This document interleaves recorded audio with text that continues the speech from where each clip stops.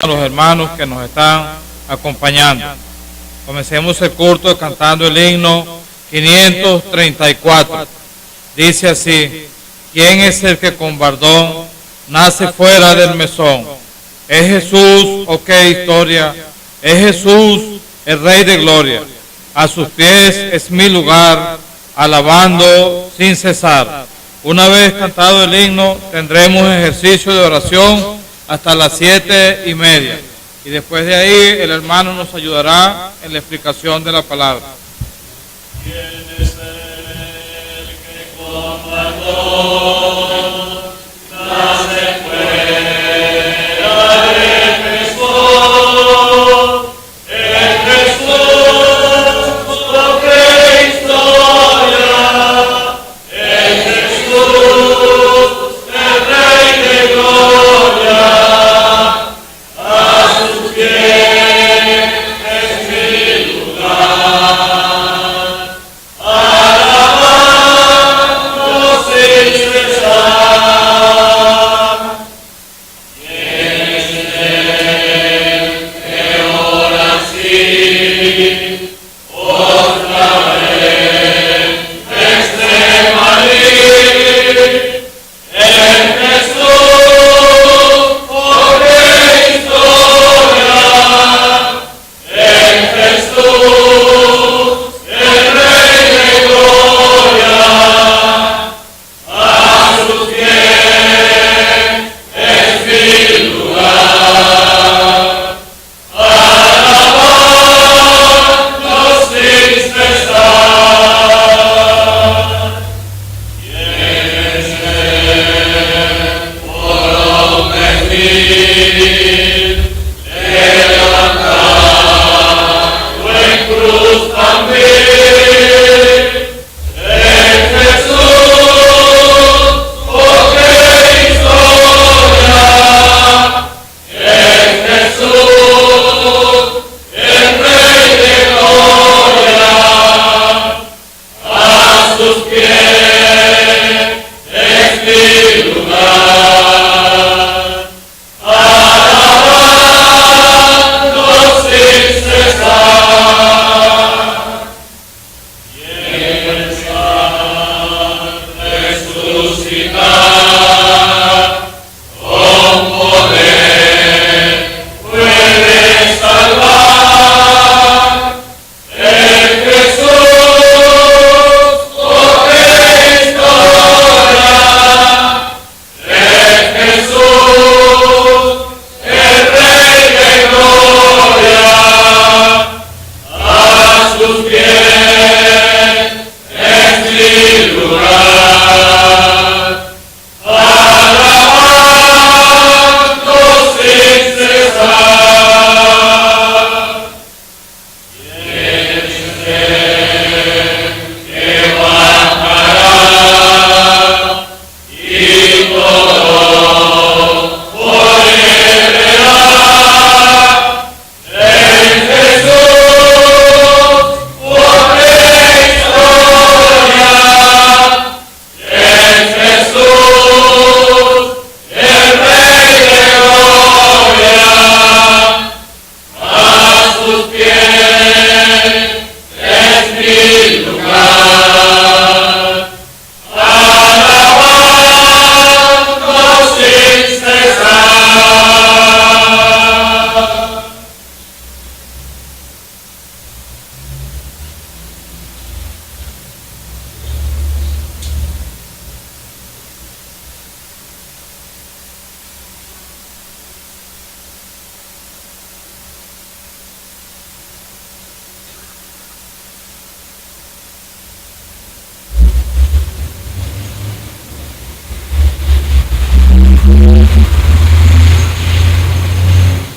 Eterno Dios Padre,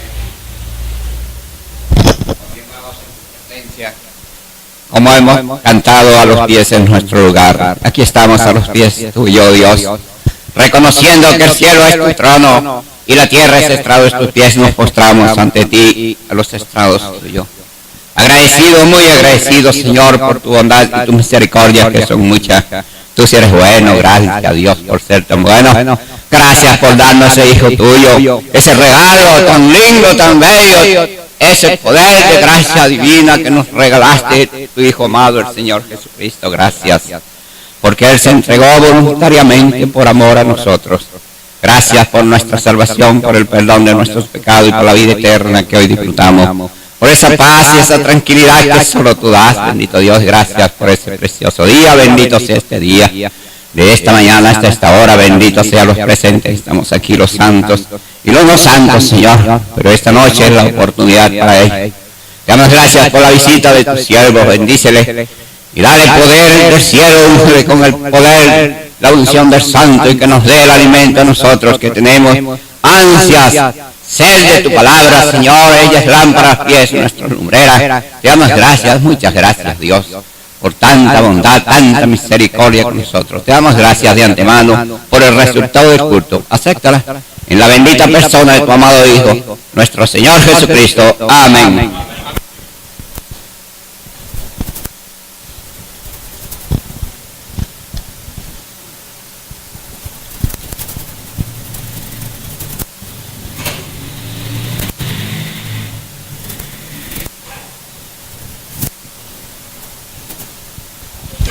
Padre celestial de la gloria, continuamos en tu presencia y seguimos haciéndolo con reverencia y santidad en el nombre de tu Hijo amado, nuestro Señor Jesucristo. Queremos darte las gracias por Él, por su obra perfecta hecha en la cruz del Calvario, una vez y para siempre. Queremos darte las gracias por su sangre derramada en la cruz del Calvario, que nos limpia de todo pecado y nos hace aceptos de estar en tu presencia. Padre, y al estar aquí, queremos darte las gracias por tan grande bendición de permitir que tu pueblo se reúna aquí en este local para oír de tu santa palabra. Queremos darte las gracias también por el hermano que nos está ayudando, que tú le ayudes y que tú le bendigas en la palabra que ha de administrar a tu amado pueblo. Te pedimos que tú nos guardes, nos prosperes y nos bendigas una vez más en esta noche, y recibe las gracias que te las damos en el glorioso nombre de nuestro Señor Jesucristo. Amén.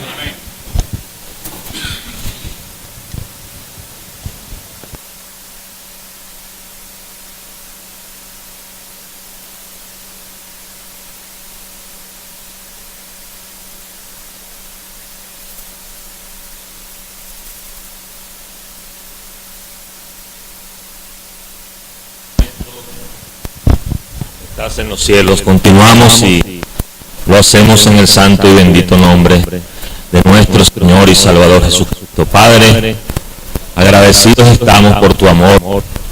Gracias por la persona de nuestro Señor Jesucristo, que vino a este mundo dejando todo privilegio, Padre, en los cielos. Se despojó de todo y bajó desde los cielos, tomando forma de hombre, Padre. Llegó a tal humillación, pero fue por amor a nosotros, Padre. Gracias porque Él se ofreció a sí mismo en sacrificio por el pecado, porque estábamos muertos, cautivos en el pecado, Padre. Pero Él vino, la luz del mundo, el que sacó de la oscuridad a su luz admirable. Gracias por ese día glorioso en que reconocimos que eran pecadores perdidos, y la sangre de nuestro Señor Jesucristo nos limpió y nos limpia de todo pecado, y aún permanece vigente para todo aquel que cree en Él de corazón. Padre, encomendamos el culto en tus manos, principio a fin, de que sea de provecho para nuestra carrera cristiana, Padre. Dirige a nuestro hermano, Padre, y que todas estas enseñanzas queden en nuestra mente, en nuestro corazón. Padre, encomendamos pues el culto en tus manos. Recibe las gracias que te las damos en el nombre santo y glorioso de nuestro Señor y Salvador Jesucristo.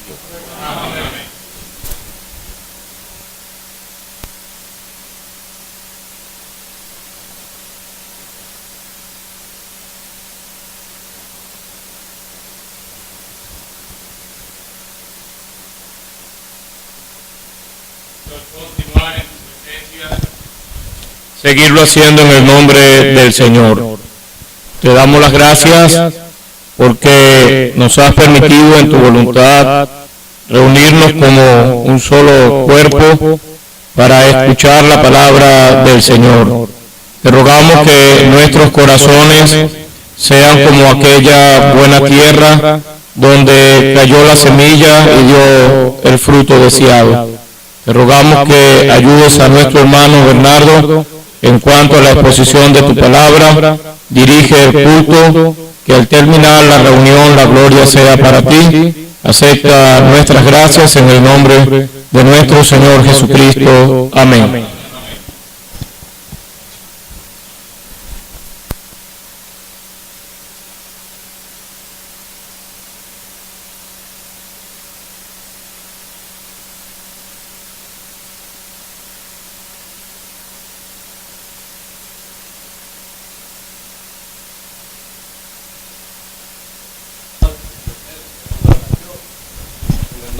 Hijo, te alabamos, damos las gracias por Él, porque Él vino para salvarnos de la condenación, no fue por otro medio, sino por la obra de la redención. Te damos gracias porque Él ofreció su vida en el Gólgota, en la cruz. Damos gracias por sangre derramada, damos gracias porque Él fue muerto, sepultado, estaba el tercer día, ascendió y está a la diestra tuya, donde la iglesia le espera. Damos gracias por la esperanza que tenemos en nuestro Salvador, saber que Él viene. Damos gracias por estar esta noche una vez más al tono de tu santa palabra. Queremos pedir tu ayuda para tu siervo. Oh Señor, que tú le des con tu Santo Espíritu en las porciones que tiene para alimentar a tu amado pueblo. Tú le guíes.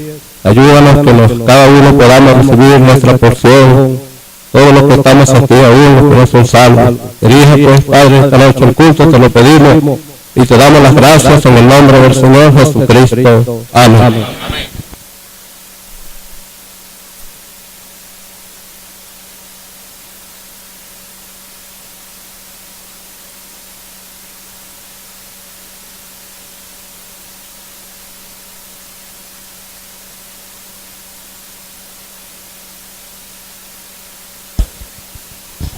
Todopoderoso, Dios y Padre Celestial, continuamos en esta hora delante de tu santa y bendita presencia. No somos dignos de estar en tu presencia, pero hay uno que siempre fue digno, el Señor Jesucristo, tu Hijo amado, en quien tú tienes complacencia, Padre, pero en quien nosotros los seres humanos tenemos redención y vida eterna por su sangre. Somos aceptos en el amado. Padre Santo, te damos las gracias por la salvación de nuestras almas, porque ninguna condenación hay para los que estamos en Cristo Jesús, los que hemos mirado a la cruz del Calvario y le hemos visto a Él muriendo por cada uno de nosotros. Padre Santo, te damos las gracias por este nuevo día de vida que nos das. Nos acostamos confiadamente y nos levantamos porque tú nos sustentas y nos das aliento de vida cada día. Padre Santo, recibe las gracias. Te damos las gracias porque tú has permitido que estemos en este lugar para escuchar tu voz. Dale palabra con sabiduría en lo alto a nuestro hermano Bernardo, que nos ha de dar ese maná del cielo, tu palabra. Padre Santo, bendice a tus siervos donde quiera que se encuentren, ellos obedientes a tu mandato, y por amor de tu nombre, han salido por todo el mundo a predicar el Evangelio. Dale sustento, dales abrigo. Bendice a cada uno de los creyentes en Cristo Jesús.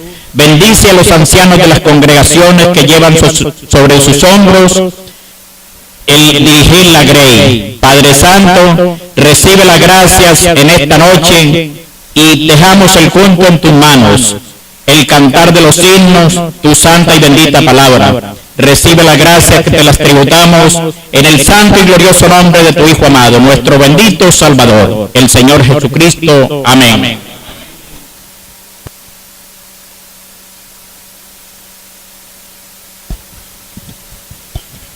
Cantar la primera estrofa del 134.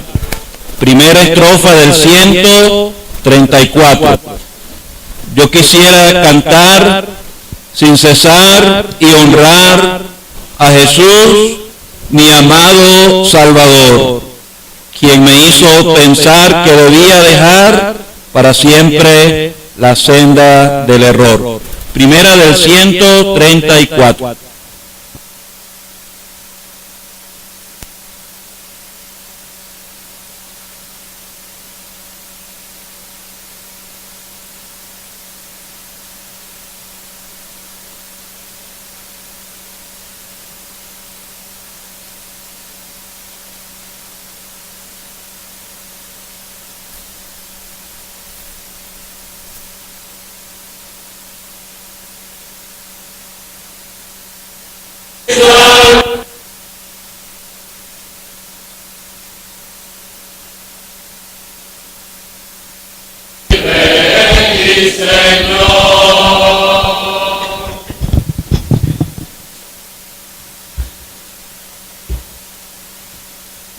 Vamos a leer ahora en el Evangelio de Mateo, capítulo 4.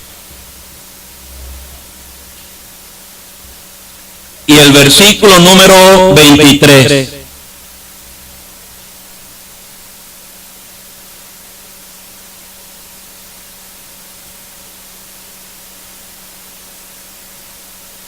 Y recorrió Jesús toda Galilea, enseñando en las sinagogas de ellos y predicando el evangelio del reino y sanando toda enfermedad y toda dolencia en el pueblo. Ahora en el capítulo 9, versículo 35.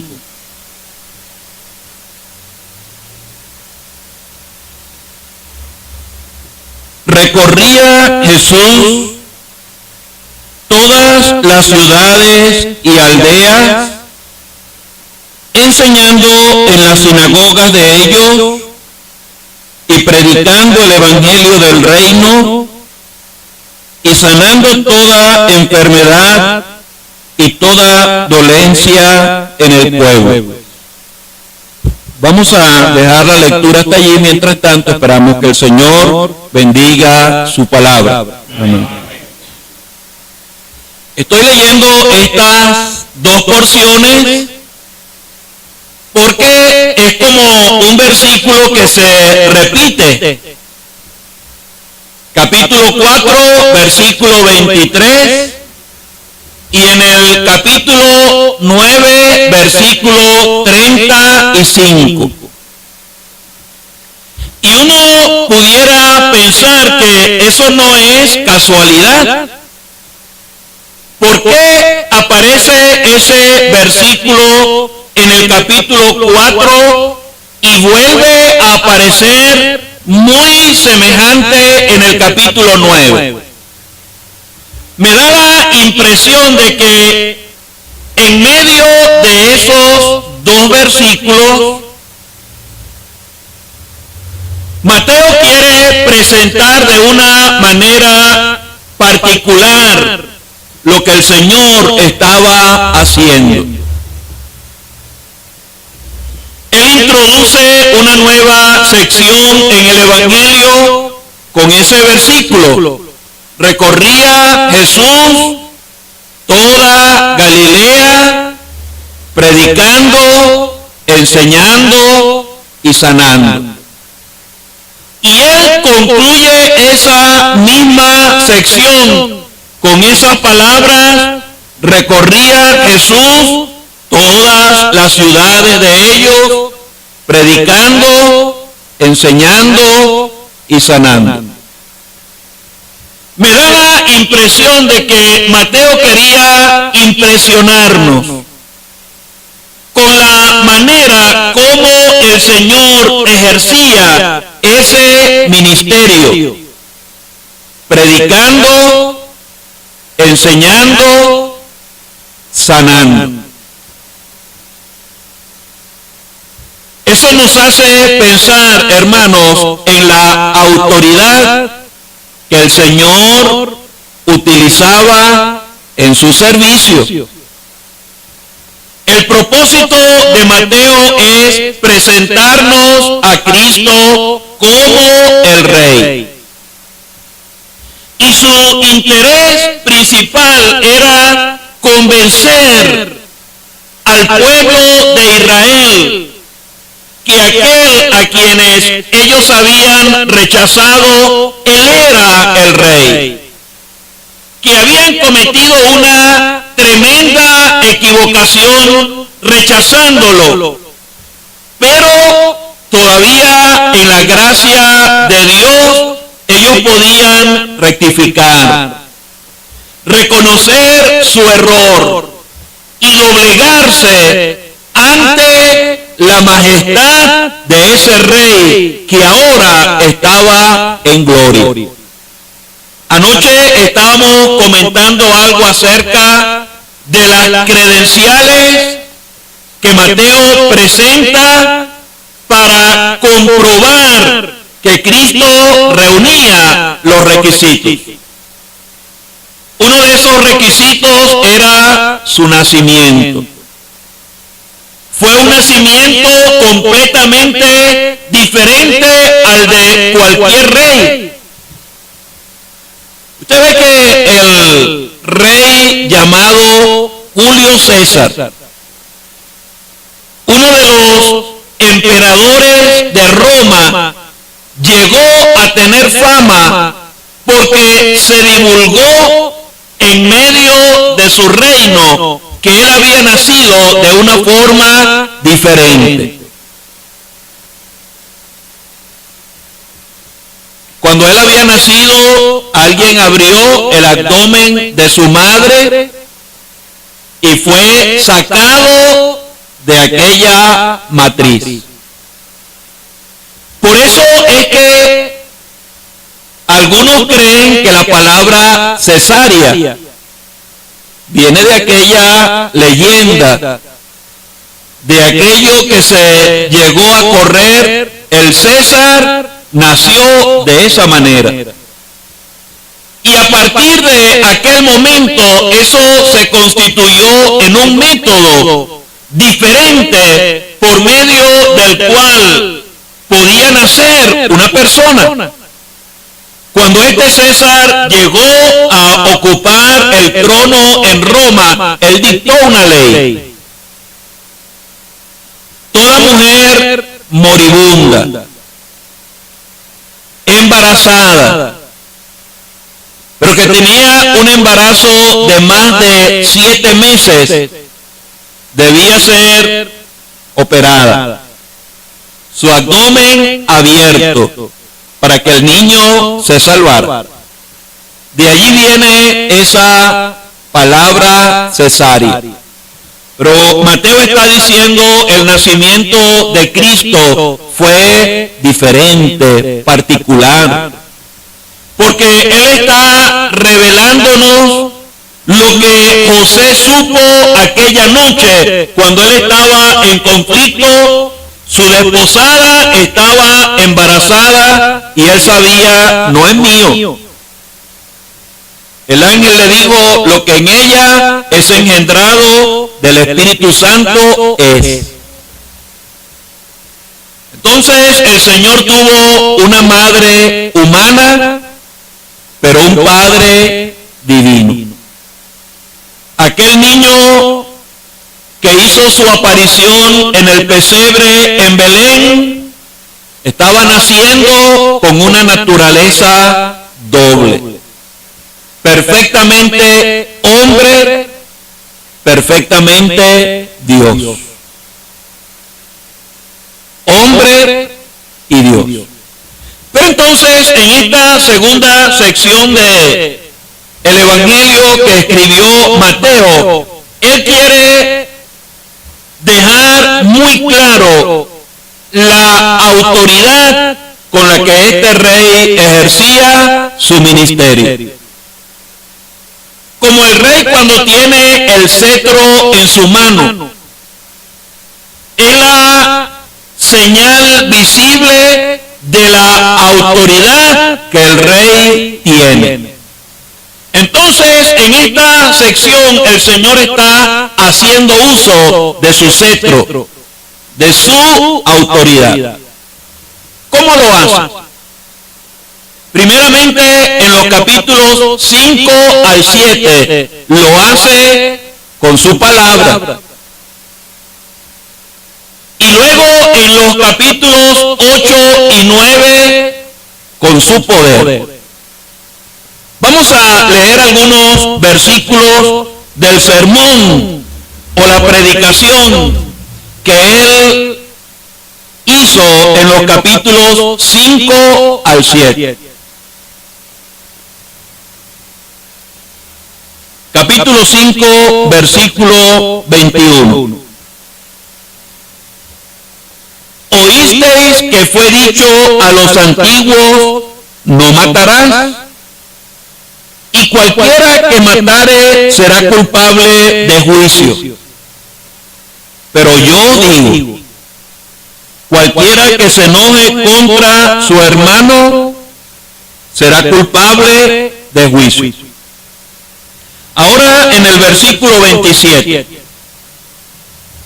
Oísteis que fue dicho, no cometerás adulterio. Pero yo os digo que cualquiera que mira a una mujer para codiciarla, ya adulteró con ella en su corazón. Versículo 31. También fue dicho, cualquiera que repudia a su mujer, dele carta de divorcio. Pero yo os digo que el que repudia a su mujer, a no ser por causa de fornicación, hace que ella adultere. Y el que se casa con la repudiada, comete adulterio. Versículo 33. Además, habéis oído que fue dicho a los antiguos, no perjurarás, sino cumplirás al Señor tus juramentos. Pero yo os digo, no juréis en ninguna manera, ni por el cielo, porque es el trono de Dios, etc. Versículo 38. Oísteis que fue dicho, ojo por ojo y diente por diente. Pero yo os digo, no resistáis al que es malo. Antes, a cualquiera que te hiera en la mejilla derecha, vuélvele también la otra. Versículo 43. Oísteis que fue dicho, amarás a tu prójimo y aborrecerás a tu enemigo. Pero yo os digo, amad a vuestros enemigos, bendecid a los que os maldicen, haced bien a los que os aborrecen, y orad por los que os ultrajan y os persiguen. 6 referencias que el Señor está haciendo a las enseñanzas que se oían cada sábado en las sinagogas en las ciudades de Israel. Muchos maestros, muchos que querían enseñar al pueblo, pero el Señor está dándole la verdadera interpretación a lo que estaba escrito en los profetas, en los salmos y en la ley. Él está diciendo, ustedes oyeron que la ley dice, no matarás. Ustedes oyeron que la ley dice, no adulterarás. Y él pone 6 ejemplos y los contrasta, pero yo os digo. Eso nos hace pensar en la tremenda equivocación que se cometía cuando aquellos que querían ser maestros estaban enseñándole al pueblo de Israel. Y aquí el Señor, utilizando su autoridad, Él habla como un rey Y él está contrastando lo que habían oído de otros maestros con lo que él está interpretando fiel a lo que estaba escrito en la palabra de Dios. Y mira, hermanos, muchas veces tenemos que tener cuidado. Cuando estamos oyendo enseñanzas, pudiera ser una enseñanza mal interpretada. Necesitamos acercarnos con humildad a las Escrituras para entender qué es lo que realmente el Señor quería decir. Pero en este sermón, una de las cosas que llama la atención es que habían expresiones que él nunca usó. Por ejemplo, es probable. Puede ser. Tal vez. Esas expresiones en los labios de alguien que está enseñando refleja incertidumbre, inseguridad, desconocimiento. Pero en estas palabras que el Señor está utilizando, Él está hablando con seguridad. Por eso cuando Él termina el sermón del monte, los que estaban oyendo estaban admirados de la doctrina, pero estaban admirados también de la autoridad con la cual el Señor hablaba. Estaba seguro de lo que Él estaba diciendo.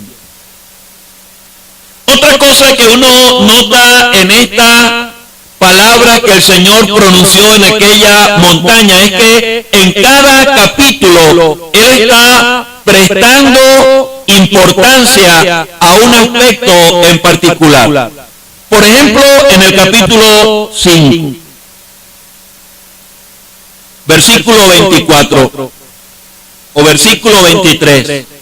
Por tanto, si traes tu ofrenda al altar y allí te acuerdas que tu hermano tiene algo contra ti, deja allí tu ofrenda delante del altar y anda, reconcíliate primero con tu hermano y entonces ven y presenta tu ofrenda. En el capítulo 5 el Señor está hablando de algo que debe ser prioritario en nosotros. Prioritario es que entre nosotros haya armonía, para que haya un servicio eficaz. El Señor está hablando aquí de alguien que está llevando una ofrenda al altar, pero se acuerda que su hermano tiene algo contra él. Él dice, detente. Primero, anda, reconcíliate con tu hermano y después ven y entrega tu ofrenda. ¿Quién es el que está diciendo eso? El Rey. Aquel a quien nosotros pretendemos servir y ofrendar. Otra cosa que él está mencionando ahora en el capítulo 6, versículo 33. Mas buscad primeramente el reino de Dios y su justicia, y todas estas cosas os serán añadidas. En el contexto de este versículo, él está hablando de personas que están afanadas por la comida, por la bebida y por el vestido. Y ese afán no solamente trae inquietud al alma y a la mente, estrés, sino que también le quita a esa persona la perspectiva del servicio para Dios. ¿Y qué está diciendo el Señor? Mire, debemos utilizar un poco más de fe, porque nuestro Padre que está en los cielos, Él sabe de qué tenemos necesidad. Y antes de estar ocupando el tiempo solo en el afán, debemos buscar primeramente el reino de Dios y su justicia, y todas estas cosas os serán añadidas. Y miren, hermanos, la verdad es que si hacemos de Dios y de su reino nuestra prioridad, el Señor se compromete a proveernos en medio de la necesidad. Eso no quiere decir que si uno está permanentemente ocupado en las cosas del Señor, yo no voy a trabajar porque el Señor me va a hacer llover lo que yo necesito para comer, beber y vestirme. No. Lo que quiere decir es que si yo pongo al Señor en primer lugar, Él me va a aparejar un trabajo. Si yo pongo al Señor en primer lugar, Él me va a aparejar una esposa o un esposo. Si yo pongo al Señor en primer lugar, Él no va a dejar que yo me acueste con hambre. La cosa es cuando ponemos el vestir, el comer y el beber en primer lugar. Vivir solamente para eso es tener una perspectiva ajena a lo que significa el reino de Dios. Y hermanos, qué bueno que nosotros como creyentes demos al Señor y a su obra prioridad en nuestra vida. Hay creyentes que pudieran estar ganando un poco más, pero que por amor a la asamblea y por mantener el servicio que ellos están realizando en medio de su pueblo, prefieren quedarse como están. Y sabe, esa actitud va a ser honrada por el Señor. Pero en el capítulo 7, otra cosa que el Señor está diciéndonos que debe ser una prioridad, capítulo 7, versículo 4. ¿Cómo dirás a tu hermano? Déjame sacar la paja de tu ojo, y he aquí la viga en el ojo tuyo. Hipócrita, saca primero la viga de tu propio ojo, y entonces verás bien para sacar la paja del ojo de tu hermano. ¿Sabe lo prioritario en nuestra vida, hermanos? En vez de estar fijándonos en el defecto de los demás, en las fallas, en los errores, nosotros deberíamos estar pendientes de nosotros mismos, de nuestras propias fallas. Porque la tendencia natural nuestra es que estamos más propensos a fijarnos en el error de los demás que en el error nuestro. ¿Y qué dice el Señor?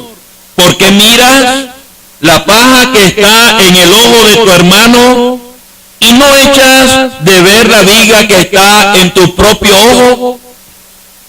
Si nosotros mantuviésemos esta palabra en nuestra mente, seríamos menos tendientes a juzgar, a criticar, a murmurar.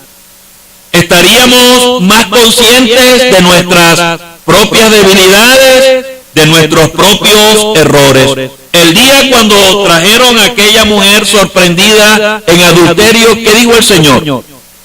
El que de vosotros esté sin pecado, sea el primero en arrojar la piedra contra ella. Y todos se devolvieron, desde el mayor hasta el menor, acusados por su conciencia. El Señor está diciendo, en el reino de los cielos hay algunas cosas prioritarias: la armonía, la santidad y poner al Señor en primer lugar.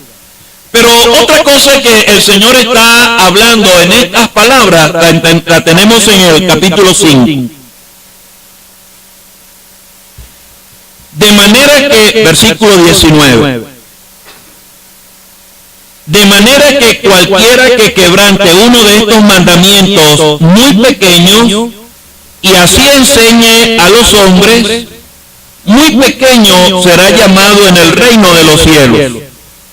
Mas cualquiera que los haga y los enseñe, este será llamado grande en el reino de los cielos. ¿Sabe, hermanos?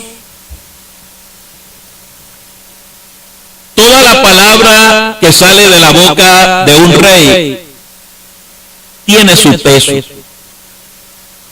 su importancia. Y el Señor está reconociendo que nuestra manera de pensar pudiera traer a nuestra mente que hay mandamientos pequeños y hay mandamientos grandes. Es decir, hay mandamientos que son importantes y hay otros que no son muy importantes. Y el Señor está echando por tierra esa manera de pensar. Se dice que los rabinos consideraban que en la ley realmente habían algunos mandamientos pequeños. Y se dice que el mandamiento más pequeño era el que estaba en Deuteronomio capítulo 22, versículo 6. Allí lo que el Señor le está diciendo a Moisés es que si alguien iba por el campo y se encontraba un nido en un árbol, no podía tomar al ave con sus polluelos. Debía tomar los polluelos y dejar a la madre, pero no podía tomar a los dos. Para la mente de muchos rabinos eso era un mandamiento, pero era el mandamiento más pequeño. Y ellos enseñaban que era importante guardarlos, pero que si alguno fallaba, eso no era tan importante. ¿Qué está diciendo el Señor? Cualquiera que quebrante uno de estos mandamientos muy pequeños y así enseñe, muy pequeño será llamado en el reino de los cielos. Hermanos, realmente nosotros estamos reconociendo que todo este libro es palabra de Dios. ¿Será que cuando vamos leyendo el Nuevo Testamento y conociendo lo que el Señor nos mandó, para nosotros hay algún mandamiento pequeño? ¿Hay algún mandamiento muy pequeño? ¿Y será que estamos dispuestos a decir, bueno, no importa que desobedezcamos ese mandamiento, eso no nos va a quitar la salvación? Y no solamente lo decimos para nosotros, sino que todavía nos atrevemos a decírselo como una enseñanza a los demás. El Señor no está diciendo que alguien que hace así no es salvo, pero el Señor sí está diciendo, el que lo hace va a ser llamado muy pequeño en el reino de los cielos. Cualquiera que los haga y los enseñe, este será llamado grande en el reino de los cielos. Porque os digo, bueno, esta es otra cosa que vamos a decir después, pero él dice, cualquiera que quebrante uno de estos mandamientos muy pequeños y así enseñe a los hombres muy pequeños, será llamado en el reino de los cielos. ¿Cuál es el mandamiento para usted, hermana o hermano, que es pequeño? ¿Será el de 1 Corintios capítulo 11, donde se habla de la cubierta y del pelo? Para otros tal vez sea, bueno, la iglesia no importa que tenga un nombre. Monteoret, el Buen Pastor o Maranat. No importa si hay un pastor o las hermanas hablan en público. El Señor, hablando por medio del apóstol Pablo, escribió: si alguno se cree profeta o espiritual, reconozca que lo que yo escribo, eso es mandamiento del Señor.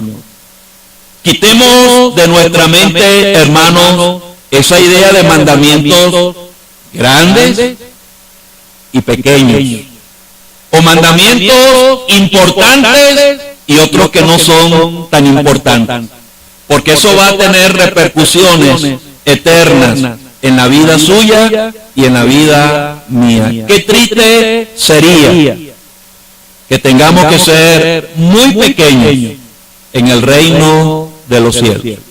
Pero otra cosa que el Señor está hablando aquí en este sermón es que este sermón está definiendo el carácter, la vida de un verdadero cristiano. Y cuando uno se deja guiar por lo que aquí está escrito, eso nos va a llevar ineludiblemente a que seamos diferentes a los demás. Por ejemplo, capítulo 5, versículo 20. Porque os digo que si vuestra justicia no fuere mayor que la de los escribas y fariseos, no entraréis en el reino de los cielos. Versículo 46. Si amáis a los que os aman, ¿qué recompensa tendréis? ¿No hacen también lo mismo los publicanos? Y si saludáis a vuestros hermanos solamente, ¿qué hacéis de más? ¿No hacen también así los gentiles? El Señor está diciendo, no debemos parecernos ni a los escribas, ni a los fariseos, ni a los publicanos, ni a los gentiles. Un creyente es algo o alguien diferente a todos los demás. Porque lo que está guiando su vida son normas diferentes. Su vida es diferente. Su carácter es diferente. Su manera de pensar es diferente. El hablar es diferente. Sus intereses son diferentes. Lo que produce gozo en el alma es diferente a los demás. Y por eso varias veces el Señor hace referencia comparando a un creyente con fariseos y escribas, con publicanos y gentiles. Y la verdad, hermanos, es que si uno se deja guiar por aquí, uno va a llevar una vida diferente. La autoridad de su palabra en nuestra vida nos va a hacer llevar vidas notablemente diferentes. Otra cosa que uno nota en esta porción es que el Señor comienza definiendo lo que es una persona bienaventurada. Hay 9 veces que se repite la palabra bienaventurado. Y hermanos, los bienaventurados somos los pobres en espíritu, o son los pobres en espíritu. Los que estamos reconociendo, Señor, no tengo nada, no puedo nada, yo necesito depender de ti. Pero las bienaventuranzas en sí es un sermón aparte, solamente para recordar que Él está definiendo lo que es un hombre o una mujer feliz y bienaventurado. Esta carta de los 2 caminos la utilizamos para predicar el Evangelio. Pero la verdad es que la enseñanza de los dos caminos no la usó el Señor para predicar el Evangelio. Esa es una aplicación. El Señor, cuando mencionó los dos caminos, Él está refiriéndose primordialmente al creyente. Y después que Él ha hablado capítulo 5 y capítulo 6, Él está animando a los discípulos a tomar un camino. El camino angosto es el cúmulo de enseñanzas que aparecen en el capítulo 5 y capítulo 6. Y por eso Él no dice que ese camino lleva al cielo. Él dice, ese camino lleva a la vida. Me da la impresión de que el Señor está diciendo, ese es el camino que le va a permitir a ustedes vivir con la vida que el Señor quiere. En cambio, el otro camino, el camino ancho, es el camino que un creyente puede tomar poniendo a un lado las enseñanzas que Él dio en capítulo 5 y capítulo 6. Y dice que lleva a la perdición. Eso da la idea, un creyente que vive sin tomar en cuenta lo que el Señor enseñó, no va a tener ninguna ganancia espiritual en el mundo, será pérdida. Esa es la idea de lo que el apóstol escribió en 1 Corintios capítulo 3, donde nuestras obras serán probadas por fuego. Y si hemos edificado con heno, madera, hojarasca, el fuego va a devorar eso. Y dice, será salvo, pero así como con pérdida. Ese es el camino ancho. Pero si estamos dispuestos a edificar con oro, con plata o con piedras preciosas, cuando el fuego lo pruebe, eso va a perdurar. Ese es el camino angosto. Allá en el gran trono blanco habrán ganancias y habrán pérdidas. Todos salvados, pero habrá ganancias y habrá pérdidas. Y por eso el Señor termina ese sermón utilizando la autoridad de su palabra. El que oye y hace es como el que edifica su casa sobre la roca. Pero el que me oye y no hace es como el que edifica su casa sobre la arena. Y mire, hermanos, debemos hacer caso al Señor y la autoridad de sus palabras. Pero es muy fácil hablar con una aparente autoridad. La autoridad del Señor no se quedó solo en palabras. Por eso, aunado a este sermón, Mateo continúa con una serie de milagros, por lo menos 10, 11 milagros, donde el Señor está demostrando que su autoridad no se quedaba solo en palabras.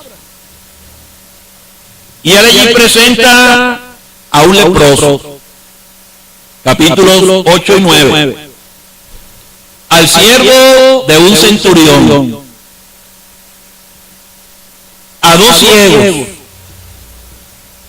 a un endemoniado mudo, a los discípulos en medio de una tempestad tan grande, a la suegra de Pedro con una tremenda fiebre. Presenta a endemoniados, los dos gadarenos. Presenta también a algunos que eran llamados lunáticos. Presenta a otros paralíticos. Y el Señor solamente con el uso de su palabra arreglaba toda enfermedad. Devolvió la vida a la hija de Jairo. Sanó a aquella mujer que tenía 12 años con un flujo de sangre. Y Mateo presenta caso tras caso para demostrarnos que la autoridad del Cristo no solamente está en su palabra, sino en su poder. Aquel siervo del centurión, el centurión manda a decirle al Señor para que sanara a aquel siervo. Y el Señor, cuando hace el intento de ir a la casa de aquel centurión, el centurión le manda a decir: yo no soy digno de que entres bajo mi techo, pero di la palabra, porque yo soy hombre puesto bajo autoridad, y yo tengo bajo mi autoridad a otros, y yo lo que hago es decir y ellos obedecen. Di la palabra. Él estaba apelando a la autoridad de Cristo y su poder para sanar a aquel siervo. Pero ¿sabe lo triste, hermanos? Que en medio de esos milagros, el apóstol presenta el caso de dos hombres. Un caso negativo y un caso positivo. El caso negativo es el de un hombre que le dice al Señor: te voy a seguir a donde quiera que tú vayas. Pero eso sí, deja que yo entierre primero a mi padre. ¿Qué dice el Señor? Deja que los muertos entierren a sus muertos. Y lo triste es que no se dice más nada. Eso nos hace entender de que aquel hombre no siguió a Cristo. Nos hace entender de que aquel hombre se devolvió hasta esperar que su padre muriera para enterrar. El Señor podía con su palabra calmar la tempestad, echar fuera los demonios. Pero el Señor, con toda la autoridad que Él tenía, Él respeta la decisión nuestra. Pero entonces tenemos el caso positivo, es el caso de Mateo. El Señor le dijo una sola palabra: sígueme. Y él, dejándolo todo, le siguió. Dejó el banco de los tributos públicos y se convirtió en un discípulo de Cristo. Mira, hermanos, el Señor tiene autoridad, pero nosotros los humanos tenemos que decidir si nos vamos a someter a Él o no. Esa sujeción debe ser voluntaria. El Señor no quiere que le sigamos obligados. Para Él eso no es causa de ningún placer. Eso fue lo que dijo Napoleón. Después de haber conquistado varias naciones y ver cómo se estaba diluyendo su poder dominador, él dijo: yo he podido controlar todas estas naciones con mi espada y con mi fuerza. Pero Cristo está formando un reino con el poder de su amor. ¿Qué estaba diciendo Napoleón mientras él tenía el poder y la espada amenazante? Era fácil que otros se le sueltaran. Pero en cambio, el reino de Cristo, los que nos hemos doblegado ante Él, no lo hemos hecho sino como respuesta a su amor.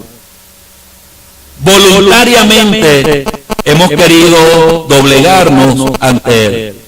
Y en medio de tantas fuerzas que el Señor dominó, hay dos hombres. Uno que sí se sometió y otro que no lo hizo. Qué triste que los demonios se sujeten, que la muerte se sujete, que las enfermedades se sujeten, que las tempestades se someten. Y este corazón rebelde, pecaminoso, le cuesta tanto sujetarse a Él. Por eso, en ese sermón de la montaña, el Señor dice, hay que entrar por la puerta estrecha. Esa es la puerta que lleva al camino angosto, ese es el camino angosto que lleva a la vida. Yo no digo que no debe usarse para la predicación del Evangelio, es una ilustración muy útil para predicar el Evangelio. Pero la intención inicial del Señor era una reflexión para nosotros, los creyentes. Por eso no puede decir que hay creyentes que estamos andando por el camino ancho. No quiero que me malinterpreten, pero a la luz de lo que el Señor dijo, y hay creyentes que estamos andando por el camino angosto. Hay creyentes que estamos diciendo hay mandamientos pequeños, no importa, yo guardo los grandes. Hay creyentes que estamos diciendo toda la palabra de Dios es útil. Me sirve a mí para instruirme, corregirme, redarguirme, enseñarme. Yo me voy a sujetar a Él. ¿Cómo estamos andando? Mateo, como todos los demás apóstoles, tuvo que pasar por la escuela, pero aprendió. Y al final de este libro, el Señor dice, haced discípulos a todas las naciones, enseñándoles que guarden todas las cosas que yo os he enseñado. El Señor nos ayude, hermanos, a llamarle Rey, pero que sea realmente Rey y Señor en nuestras vidas. Vamos a orar. Padre, queremos darte gracias.